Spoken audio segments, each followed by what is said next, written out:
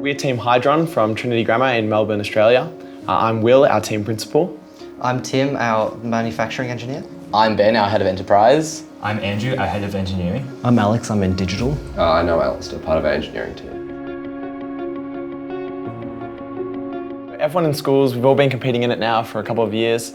It's been about 3 for some of us, 4 for others, and we've all found the competition really, really enjoyable.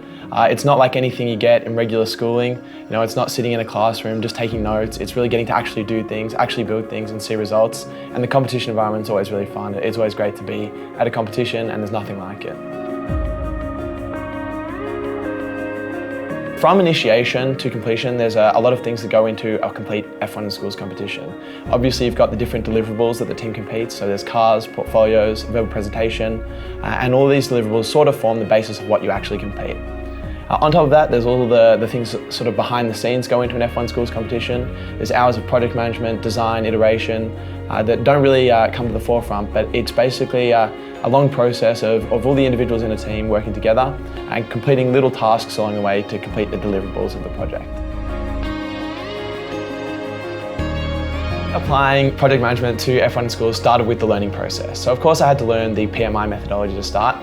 For me, that started with an older student at the school who recommended I read PMBOK 5th edition, and that's basically where I started. So I started learning the process, and then it was about applying it to me. At the World Finals, for the first time, we've had to produce a project management portfolio. So it's a separate document, and it basically documented the stages of project management from start to finish. So there was the initiation phase, defining scope, establishing the team, and a project charter. After that, it sort of moved on into the various planning processes. So schedule planning, resource planning, and sort of managing them with things like Gantt charts, measuring cost variance, budgets. Those were all really important tools that we used from the PMI methodology in our project. During the executing phase of our project, that's sort of when everyone's doing the work, it's a matter of monitoring. So things like status reports are really useful there. Again, derived from the PMI methodology. It's constant updates, making sure everything's going in check and everything's on track to complete the project in a timely and cost-effective manner. And then you conclude, you sort of look back, reflect, and evaluate your project, and it's looking at what could have been improved on for next time, and that's really useful going into, second and third competitions after your initial one.